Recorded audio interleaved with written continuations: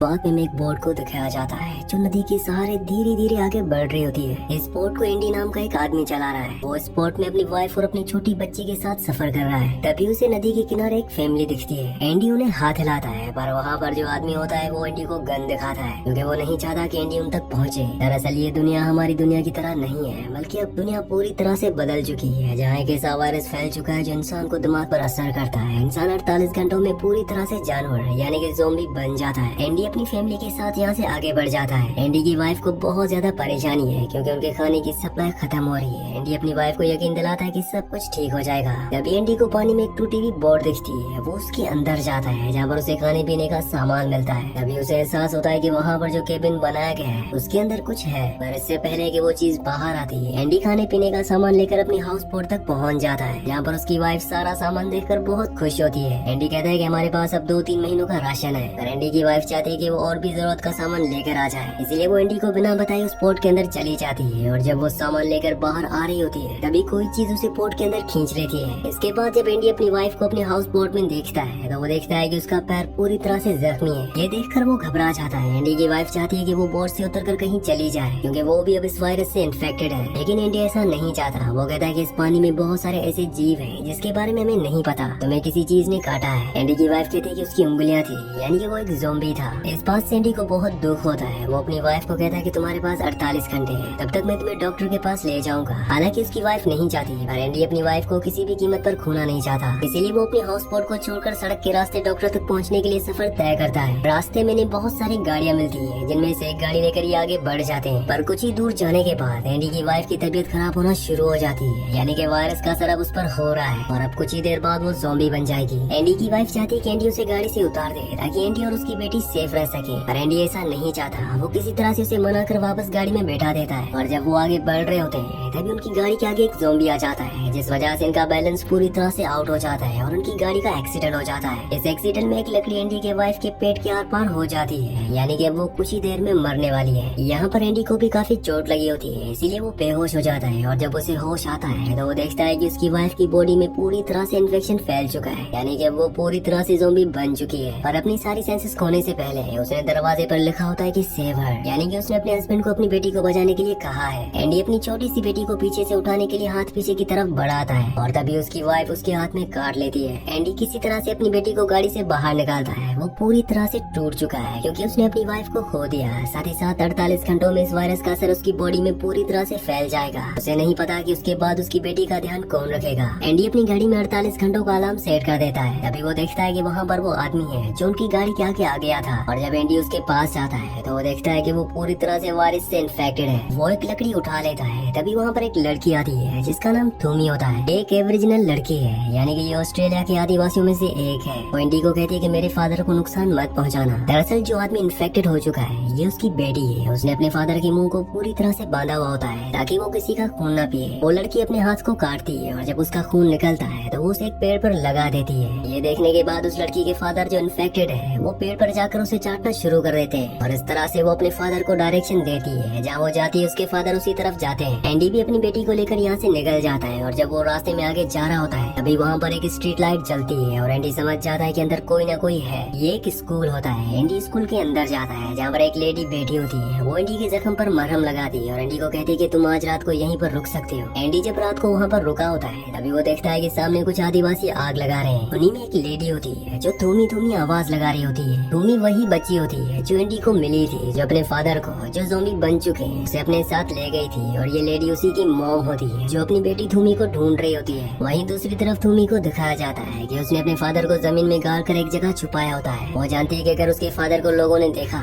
तो वो उसे मार देंगे, क्योंकि यहाँ के आदिवासी लोग सभी ज़ॉम्बीज़ को, सभी इन्फेक्टेड लोगों को मार रहे होते हैं। थूमी अपने फादर से बहुत प्यार करती है, और वो अपने फादर को जिस हालत में वो है उसी हालत में हमेशा के लिए बचा कर रखना चाहती है। वहीं अब एंडी अगली सुबह यहाँ से निकलने लगता है। दरअसल वो यहाँ ज्यादा देर तक नहीं रुक सकता, क्योंकि वो जल्दी इस वायरस से इन्फेक्टेड हो जाएगा, और न ही वो अपनी बेटी को यहाँ पर इस लेडी के पास छोड़ सकता है, क्योंकि उसकी तबीयत खराब है, जिसकी वजह से जल्दी उसकी मौत हो जाएगी। एंडी को जाने से पहले वो एक फोटो दिखाती है जिसमें थूमी और उसके फादर की फोटो होती है। वो एंडी को कहती है कि थूमी अपने फादर से बहुत प्यार करती है, और अगर तुम अपनी बेटी को दूसरा चांस देना चाहते हो तो तुम उसे ढूंढकर अपनी बेटी को सौंप सकते हो। एंडी वहाँ से निकल जाता है, और जब वो आगे जाता है तो उसे वहाँ पर एक गाड़ी दिखती है, और इससे पहले कि वो गाड़ी के अंदर बैठता उसके ऊपर कोई गोली चलाता है। वो देखता है कि सामने एक आदमी लेटा होता है। दरअसल गोली उसने उसके ऊपर नहीं चलाई होती, उसके पीछे एक ज़ॉम्बी आ रहा होता है, उसने उससे गोली मारी होती है। वो एंडी को कहता है कि गोली की आवाज सुनकर बहुत जल्द यहाँ पर सभी इन्फेक्टेड लोग आ जाएंगे, तुम्हें जल्दी से मुझे यहाँ से निकालना होगा। दरअसल वो एक बहुत बड़े सिलेंडर के नीचे फंसा होता है। एंडी उस सिलेंडर को गाड़ी से खींचकर हटा देता है और उसके बाद ये दोनों के दोनों यहाँ से निकल जाते हैं। वो आदमी उसे अपने घर ले जाता है जहाँ पर उसकी वाइफ भी होती है। ये घर पूरी तरह से ज़ॉम्बी से इन्फेक्टेड लोगों से सेफ है। इसके बाद वो आदमी जिसका नाम विक है वो एंडी को अपने साथ एक जगह ले जाता है जहाँ पर एंडी देखता है कि बहुत सारे इन्फेक्टेड लोग एक केज के चारों तरफ होते हैं। विक कहता है कि हमें इन्हें मारना है और अब एंडी और विक उनका शिकार करना शुरू कर देते हैं। जब ये सबको मार देते हैं और पिंजरे के पास जाते हैं तो एंडी देखता है कि उस पिंजरे के अंदर थूमी को कैद किया होता है। एंडी विक से पूछता है कि ये सब क्या है। विक उसे कहता है कि बिना चारे हम मछली नहीं पकड़ सकते। दरअसल वो यहाँ पर इन्फेक्टेड लोगों को मारकर उनके पास जो भी वैल्यूएबल चीजें होती है ये उन सबको ले रहा होता है ताकि जब पूरी तरह से दुनिया नॉर्मल हो जाए तो उसे किसी चीज की कमी ना हो। हालांकि एंडी को ये देखकर बहुत बुरा लगता है और विक उसे कहता है कि तुम्हें इस लड़की के बारे में ना सोचकर अपनी बेटी के बारे में सोचना चाहिए। यहाँ पर विक ने एक और बूढ़े आदिवासी को पिंजरे में कैद किया होता है। इसके बाद ये दोनों के दोनों घर वापस आ जाते हैं। रात को एंडी अपनी बेटी को पालने में छोड़कर घर से बाहर निकल जाता है क्योंकि वो अपनी जान देना चाहता है। तभी वहाँ पर विक की वाइफ आ जाती है। वो कहती है कि ऐसा मत करना, तुम्हें लगता है कि तुम्हारी बेटी यहाँ पर सेफ है लेकिन ऐसा नहीं है। विक मेरा हस्बैंड नहीं है बल्कि उसने मेरे हस्बैंड को मारा था। अगर तुम अपनी बेटी को सेफ रखना चाहते हो तो तुम्हें उसे यहाँ से कहीं और लेकर जाना होगा। मैं जानती हूँ कि तुम इन्फेक्टेड हो, तुम्हारे पास कितने घंटे हैं? एंडी बताता है कि मेरे पास 20 घंटे हैं। वो ये भी कहता है कि मैंने नदी के किनारे एक फैमिली को देखा था, मैं तुम्हें वहीं पर लेकर चलता हूँ। लेकिन इससे पहले कि वो उन्हें यहाँ से लेकर जाता है यहाँ पर विक आ जाता है और वो एंडी को उसी चीज के अंदर जिस केज के अंदर उसने थूमी को बंद किया है वहाँ पर बंद कर देता है। हालांकि थूमी एंडी से पहले डर रही होती है और एंडी उसे यकीन दिलाता है कि उसे डरने की जरूरत नहीं है, वो उसे नुकसान नहीं पहुँचाएगा। दरअसल वो डर इसलिए भी रही होती है क्योंकि एक दिन पहले वो विक के साथ था जिसने थूमी को यहाँ पर बंद किया है। अब इन्हें यहाँ से किसी भी तरह से निकलना होगा, इसलिए एंडी चैन के साथ मांस का एक टुकड़ा बनाता है और चैन का दूसरा सिरा केज के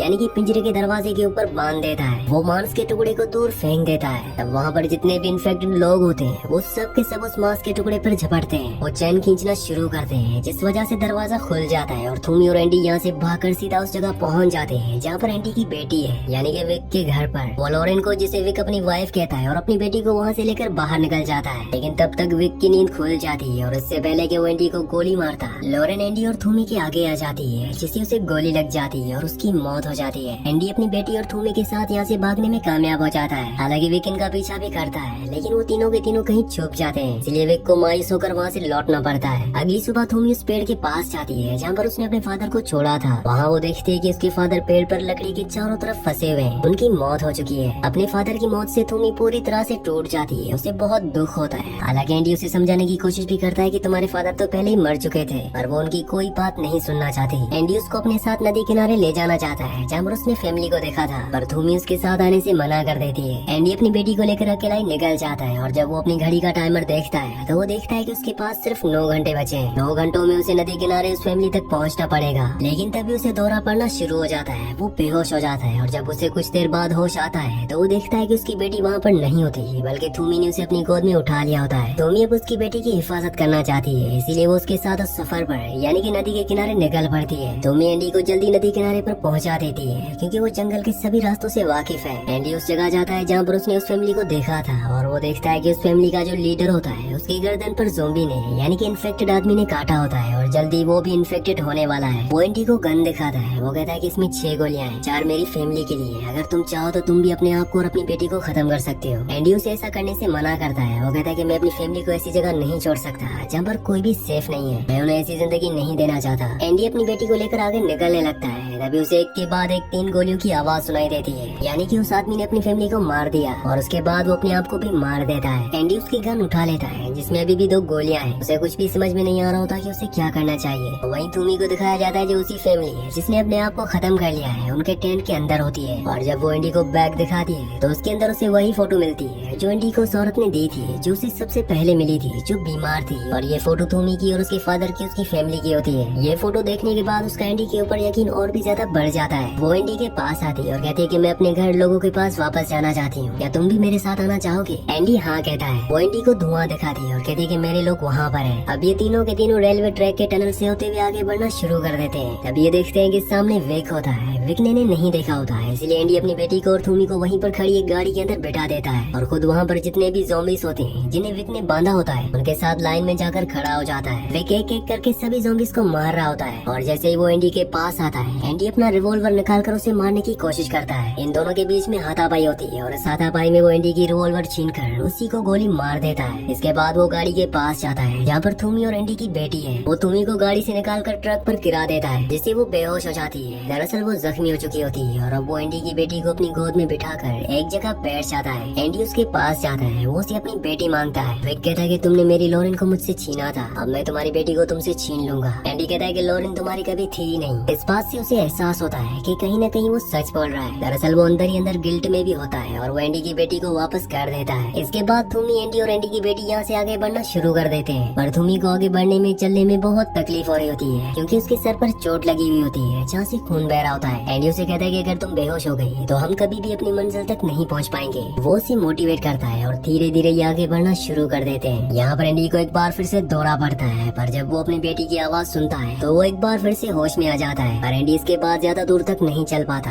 वो घुटनों के बल जमीन पर गिर जाता है। वो थूमी से कहता है कि तुम्हें वादा करना होगा कि तुम हमेशा मेरी बेटी का ध्यान रखोगी। थूमी कहती है कि मैं वादा करती हूँ। एंडी अब जानता है कि उसका आखिरी वक्त आ गया है, अब उसे अपनी बेटी को अलविदा कहना होगा। वो उसके माथे को चूमता है और थूमी से एक बॉक्स मांगता है जिसके अंदर हाथों को बांधने का एक फंदा होता है। वहीं दूसरी तरफ ये दिखाया जाता है जिस तरफ धुआं उठ रहा होता है वहाँ पर थूमी की मॉम और उसके कबीले वाले ज़ॉम्बीज़ को मार रहे होते हैं। और यहाँ पर ये धुआं इसलिए उठ रहा होता है क्योंकि ये उन्हें जला रहे होते हैं। और तभी धुएं को चीरते हुए एंडी बाहर निकलता है, जिसकी पीठ पर उसकी बेटी और थूमी दोनों होते हैं। वो उन दोनों को अपनी पीठ पर लटका कर आगे लाता है। दरअसल एंडी ने थूमी को एक लकड़ी का टुकड़ा दिया होता है जिस पर मांस बंधा होता है। वो जानता है कि ज़ॉम्बीज़ मांस से अट्रैक्ट होते हैं और जिस भी तरफ थूमी मांस के टुकड़े को डायरेक्शन देती है, एंडी उसी तरफ चलना शुरू कर देता है। और इस तरह से ये तीनों के तीनों कबीले तक, यानी कि सेफ जगह तक पहुंच जाते हैं। थूमी ने एंडी का हाथ पकड़ा हुआ होता है, हालांकि वो पूरी तरह से ज़ॉम्बी बन चुका है। दरअसल एंडी ने अपने मुंह के अंदर कुछ डाल दिया था ताकि वो चाहकर भी किसी को अपने दांतों से काट ना पाए। यहाँ पर अब कबीले वालों को एंडी को मारना होगा, वो उसे भाले से मार देते हैं। थूमी और उसकी मॉम एंडी की बेटी अब अपना लेते हैं। एंडी ने उस होली चौक से, जो आदिवासियों के लिए होली है, उसे अपनी बेटी के पेट पर थैंक यू लिखा होता है। और आखिर में ये दिखाया जाता है कि एंडी की बेटी को ये लोग कबीले ले जाते हैं, साथ ही एंडी का पूरी इज्जत के साथ फ्यूनरल करते हैं, उसी तरह से जिस तरह से थूमी के फादर को दिया गया था। इसी सीन के साथ इस मूवी का, इस कहानी का एंड हो जाता है। अगली कहानी आप किस मूवी पर सुनना चाहते हैं मुझे नीचे कमेंट्स में जरूर बताना, क्योंकि मैं आपके कमेंट्स पढ़ता हूँ और आपके प्यारे प्यारे कमेंट्स का बहुत बहुत शुक्रिया।